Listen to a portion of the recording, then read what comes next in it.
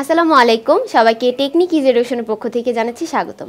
আজ আমি তোমাদের ষষ্ঠ শ্রেণীর বিজ্ঞান অ্যাসাইনমেন্ট সম্পর্কে আলোচনা করব। তার আগে বলে নিচ্ছি, তোমরা সবাই এই চ্যানেলটি সাবস্ক্রাইব করবে এবং আমাদের টেকনিক পরিবার থেকে নতুন আরও 3টি চ্যানেল খোলা হয়েছে। টেকনিক ইজি এডুকেশন ক্রিয়েটিভ, যেখানে তোমাদের শুধুমাত্র সৃজনশীল দেওয়া হচ্ছে, এবং টেকনিক ইজি এডুকেশন এমসিকিউ এবং টেকনিক ইজি এডুকেশন লাইভ। তোমরা সেখানে অবশ্যই সাবস্ক্রাইব করে আসবে এবং তোমাদের যে এই অ্যাসাইনমেন্টগুলো যে করাচ্ছি, সেই অ্যাসাইনমেন্টগুলোর উত্তর তোমাদের ভিডিও শেষে স্লাইড আকারে যাবে। তোমরা ইচ্ছা করলে তা স্ক্রিনশট দিয়ে রাখতে পারো, যাতে তোমাদের উত্তর দেখতে সুবিধা হয়। ষষ্ঠ শ্রেণীর বিজ্ঞান সম্পর্কিত যে সৃজনশীলটা রয়েছে, সেই সৃজনশীলে একটি কি দেওয়া আছে দেখো, দুটা চিত্র দেওয়া আছে। প্রথম চিত্রে একটি মোমবাতি এবং দ্বিতীয় চিত্রে বরফ দেওয়া আছে। ক নম্বর কোশ্চেনটা হলো তোমাদের, বিদ্যুৎ পরিবাহী ও অপরিবাহী পদার্থের নাম লিখো। উত্তর: বিদ্যুৎ পরিবাহী পদার্থ যে সকল পদার্থ মধ্য দিয়ে তড়িৎ প্রবাহ খুব সহজেই হয় এবং কোনো বাধার সম্মুখীন হয় না, তাকে বিদ্যুৎ পরিবাহী পদার্থ বলা হয়। উদাহরণ হিসাবে দেওয়া আছে কি, তামা, রূপা, সোনা, অ্যালুমিনিয়াম, পারদ, ট্রানজিস্টর, পিতল, লোহা, টিন, নিকেল, সীসা ইত্যাদি। তোমাদের কোশ্চেনটা বলছে বিদ্যুৎ পরিবাহী পদার্থের নাম লেখো। শুধু উদাহরণ হিসাবে যেগুলো দেওয়া হয়েছে সেগুলো লিখলেই হবে, কিন্তু তোমাদের যদি বিদ্যুৎ পরিবাহী পদার্থ কাকে বলে লেখো, তাহলে আরও বেশি সুন্দর হয়। বিদ্যুৎ অপরিবাহী পদার্থ যে সকল পদার্থের মধ্য দিয়ে তড়িৎ প্রবাহ সহজে চলাচল করতে পারে না, প্রবাহে প্রচুর বাধার সম্মুখীন হয়, তাকে বিদ্যুৎ অপরিবাহী বস্তু বলা হয়, পদার্থ বলা হয়।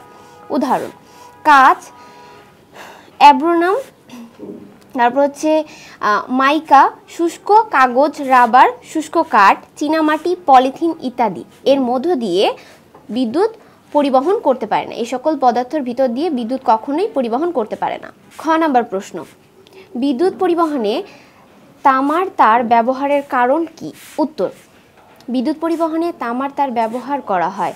তামা বাংলাদেশের সহজলভ্য এবং অন্যান্য ধাতুর থেকে এটি সহজেই তড়িৎ পরিবহন করতে পারে। নিম্নে এর কারণগুলো দেওয়া হলো। 1. তামা এক বিশেষ তামাটে লাল রঙের উজ্জ্বল ও চকচকে ধাতব পদার্থ। 2. এরা সহজে আলো প্রতিফলন করতে পারে। 3. তাপ ও বিদ্যুৎ পরিবহন ক্ষমতা খুব বেশি, সেহেতু তামার মধ্য দিয়ে বিদ্যুৎ অতি সহজে এক প্রান্ত থেকে অন্য প্রান্তে পৌঁছাতে পারে এবং তামা সুপরিবাহী পদার্থ বলেই বিদ্যুৎ পরিবহনে তামার তার ব্যবহার করা হয়। গ নম্বর কোশ্চেন, উদ্দীপকের প্রথম প্রশ্ন, মোম গলে পড়ার পরবর্তী অবস্থা ব্যাখ্যা করো। উত্তর: মোম একটি কঠিন পদার্থ। আমরা জানি কঠিন পদার্থকে তাপ দিলে তা তরল পদার্থে পরিণত হয়। উদ্দীপকের প্রথম চিত্রে মোম গলে পড়ার পরবর্তী অবস্থা হলো গলনাঙ্ক। মোম গলে তরল মোমে পরিণত হয়। নিম্নে এর কারণ ব্যাখ্যা করা হলো। যে তাপমাত্রায় কোনো কঠিন পদার্থ গলে তরলে পরিণত হয়, ওই তাপমাত্রাকে ওই পদার্থের গলনাঙ্ক বলা হয়। আমরা জানি মোমের গলনাঙ্ক 57 ডিগ্রি সেলসিয়াস, অর্থাৎ 57 ডিগ্রি সেলসিয়াস তাপমাত্রায় মোম গলতে শুরু করবে এবং সর্বশেষে তার তরলে পরিণত হয়। পদার্থকে তাপ প্রয়োগ করলে তার তাপমাত্রা বাড়তে থাকে, কিন্তু গলনাঙ্কে পৌঁছানোর পর তাপ প্রয়োগ সত্ত্বেও তাপমাত্রা বৃদ্ধি পাবে না।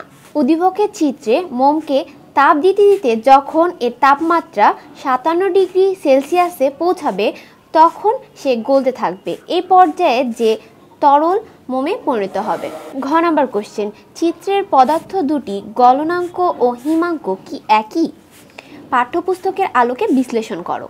উত্তর: চিত্রের যে পদার্থ দুটি দেওয়া আছে, একটা হলো মোম আর একটা হলো বরফ, তাদের গলনাঙ্ক হিমাঙ্ক কি এক? এই কোশ্চেনটি বলেছে।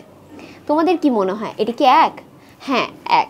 দেখো, উদ্দীপকের প্রথম চিত্রের পদার্থটি মোম এবং দ্বিতীয় চিত্রের পদার্থটি বরফ। শুধু মোম এবং বরফই নয়, প্রায় সকল পদার্থের গলনাঙ্ক ও হিমাঙ্ক সমান। তার মানে কি বোঝাই যাচ্ছে যে দুটির গলনাঙ্ক এবং হিমাঙ্ক এক। নিম্নে তা বিশ্লেষণ করা হলো। গলনাঙ্ক: যে তাপমাত্রায় কোনো কঠিন পদার্থ গলে তরলে পরিণত হয়, ওই তাপমাত্রাকে ওই পদার্থের গলনাঙ্ক বলে। হিমাঙ্ক: যে তাপমাত্রায় কোনো তরল পদার্থ জমে কঠিন পদার্থে পরিণত হয় সেই তাপমাত্রাকে ওই পদার্থের হিমাঙ্ক বলে। যদি মোমকে তাপ দেওয়া হয় তবে দেখা যাবে 57 ডিগ্রি সেলসিয়াস তাপমাত্রায় মোম গলতে শুরু করবে এবং এ পর্যায়ে যে তরলে পরিণত হয় ওই তাপমাত্রায় মোমকে গলনাঙ্ক বলে। আর এই তরল মোমকে যদি কিছু সময় রেখে খোলা জায়গায় রেখে দেওয়া হয় তবে এটি ধীরে ধীরে তাপ ছেড়ে দেবে, ফলে এটি তাপমাত্রা কমতে থাকবে। এভাবে কমতে কমতে যখনই এর তাপমাত্রা হিমাঙ্কে পৌঁছে অর্থাৎ 57 ডিগ্রি সেলসিয়াসে আসে তখন মোম জমতে শুরু করে এবং এই পর্যায়ে সে কঠিন পদার্থতে পরিণত হয়। অন্যদিকে বরফের গলনাঙ্ক ও হিমাঙ্ক সমান এবং তাপমাত্রা হচ্ছে 0 ডিগ্রি সেলসিয়াস। তরল পদার্থ তথা পানি 0 ডিগ্রি সেলসিয়াস তাপমাত্রায় জমে কঠিন পদার্থে পরিণত হয়। সুতরাং বলা যায় যে সকল পদার্থের গলনাঙ্ক ও হিমাঙ্ক সমান। আজকের অ্যাসাইনমেন্টটি এই পর্যন্তই। পরবর্তী অ্যাসাইনমেন্ট নিয়ে আবারও দেখা হবে তোমাদের সাথে। যদি তোমরা এখনও এই চ্যানেলটি সাবস্ক্রাইব না করে থাকো তাহলে অবশ্যই এখনই সাবস্ক্রাইব করে নাও এবং তার সাথে সাথে আমাদের আরও 3টি চ্যানেল আছে, technique easy education creative, technique easy education MCQ এবং টেকনিক ইজি এডুকেশন লাইভ। এই চ্যানেলগুলো সাবস্ক্রাইব করো।